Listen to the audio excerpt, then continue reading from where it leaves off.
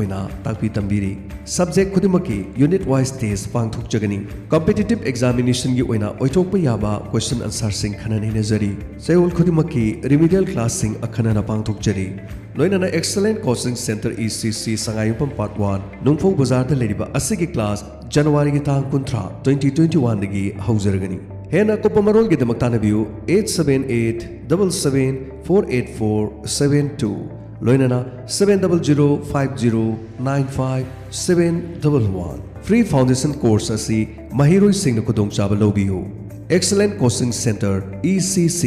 संगायुमफम part 1 नुंगफो बाजार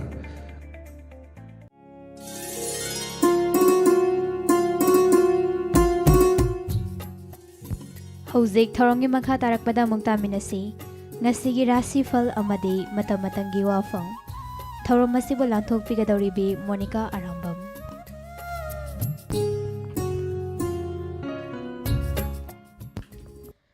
अहानबमक्तदा 91.2 megahertz ता संदोकचरिबा राशिफल अमदी मतामतंगी वाफम तारबीबसिंबो अदोंगी रेडियो की खोंजेलोई मोनिका आरंभमना तारामनोकचरी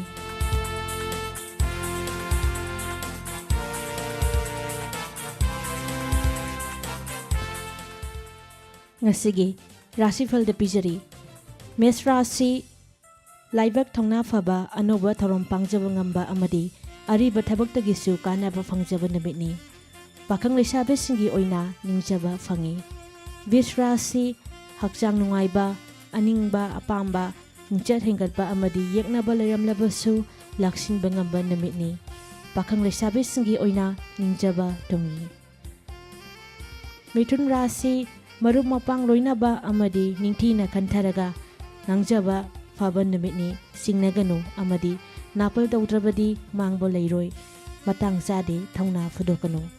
पाखंग लेसाबे सिंगे ओइना पुनिंग फाथाबा फगनी कटकरासी नचाना नाइ चाखोतपा अकीबो लैतना थबक लाइना पांगजाबा ngamba नमितनी होया फगनु हेना पामसिनगनु पाखंग लेसाबे सिंगे ओइना मतंग चाफदे सिंहारासी निंगजब सोइदना तुंगनी खुद चाउबा आशा चाउबा अमदी मिंचत खोंबगी कानाबा फंगनी खोरो थांगलोय येकनाबा लैरमलाबसु सोइदना मांखिनी अरिबा थबक्ति पांगदबलै पाखंग लेसाबेसिंगी ओइना निंजबा फंगी कैना रासी माइ फाकनी विना लाक्जबा ngamलोय अमदी अरुबा वारेप नथोमदा लौगनो नत्रबदी वाखल मांगहनगनो सोइदना मांगजगनी पाखंग लेसाबेसिंगी ओइना वाखल खरदी नुंगाइगनी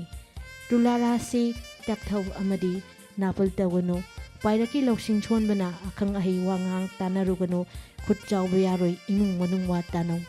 पाखंग लेसाबेसिंगी ओइना थौनादी हंथगनो बिसरासी हक्सांग नुंगाइरोय थौना हंथदना माइ पाकनी अमदी मरुम मपांगसिंगी मतिंग लौबा यागनी ngang sakpa haigani amadi निंचत फंगबा लैगनी पाखंग लेसाबेसिंगी ओइना नुंगाइजे धनु राशि निंगबा थुंगनी सेंदोन फंगनी अमदी ओइजा ओइथक ngasisu फंगनी लम चटपा कानाबा फंगबलै हक्चांग खिंगनी लौसिंग ताक्सनबा ngंगनी पाखंग लेसाबेसिंगी ओइना माइ पाकनी मकर राशि खुद चावगनु हिंदोम पोंबा यादे खनगनु अमदी नापलना ख्वाइदगी लाइबक थीबनी इरांग पुबा काइनाबगी तुंगदा सोइद्रबनी मतम मांगहनगनु पाखंग लेसाबेसिंगी ओइना कोंफम अमा अनिदंग हंतोउ कुंभ राशि हराउबा निंगबा थुंगजबा मिंचत हेंगतबा अमदी मियामना यामना याबा नुमिनी अदुबो ngakkanba amadi naitong ware lobadi laibak thigani pakhang lesabesingi oina ningjaba fangi aroibada minarasi mingsat amadi sel fangani yeknabada mai pakani amadi ningba thabak pangba soidana fangani adubo hoya fabadi mangani amadi sel hena tingani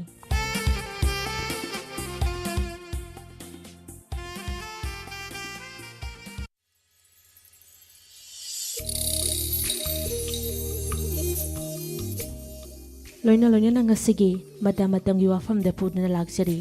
traffic management system लेंगा के मरी लेनाबा official सिंगना थंगमोय सिंगना थबक पांगथोकपा उदे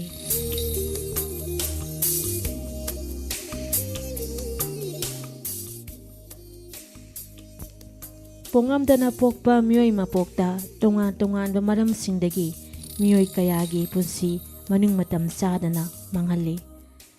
Malem amadi leibak asigi mafam kayada road accident thoktuna miyoi kayagi punsi pikhamnakre.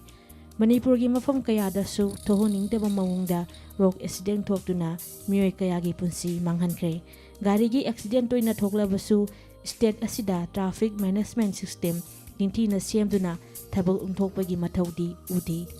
Imphal yaungna tongan ba district singi maru oiba lambi singda gari accident maram oiraga misi mina thokpa paudi lepa leitana tari. Misi mina kaya thokle haiba khanglaba phawda Manipur lenga ki mari leinaba department singna accident toina thokanba mafam singda traffic police thambide. Karigumba akhanaba lambi amada BIP natraga BPIP lakadore hairabadi traffic police yauna Manipur police personnel singna khurak hangduna leiraga traffic management thabak sing pangthokpadi uri. India Government Amendment Act kumja 2018 chana hankibaga loinana leibak asida thokliba gari accident sang hantanabagi pandamda Motor Vehicle Act 2019 chana hankibaga loinana mipum khudingmak traffic ki kanglon ngahangnaba thorang lakhotkhre. Sahi khudingi oina India da accident thokpada mioi lak amarom siba maramna mipum khudimangna traffic ki kanglon nganghanduna accident thokpagi sang hantahanbagi pandamda thorang asi lokhotpani hainasu Union Transport Minister na phongdokhrabani. Motor Vehicle Act Amendment 2019 Act asi Manipur da su chanaba hokre. Act asigi matung ina traffic police na lambida helmet uptaba seat belt fadaba license yaudaba gari thorokpa amadi gari se jang sudaba sing phagatuna fine thian bagi thabak su chathari. Fine khongotpagi thabak tadi traffic police sing ningthina mathok taholi adumapu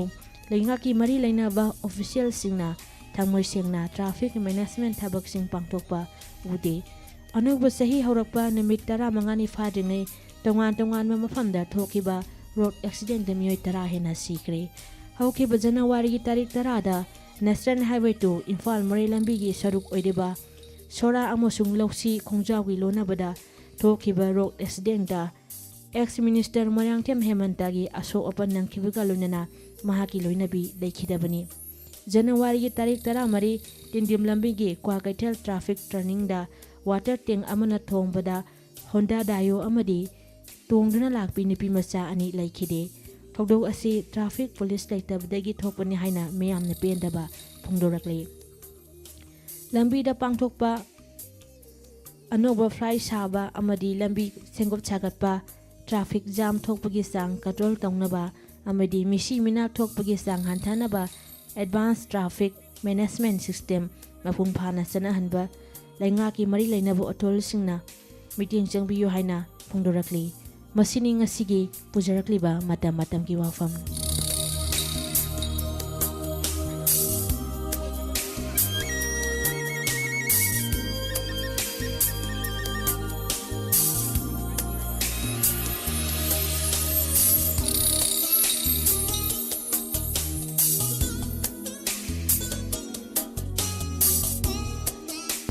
Haujikta bikre ngasigi rashifal amade matamatanggi wafam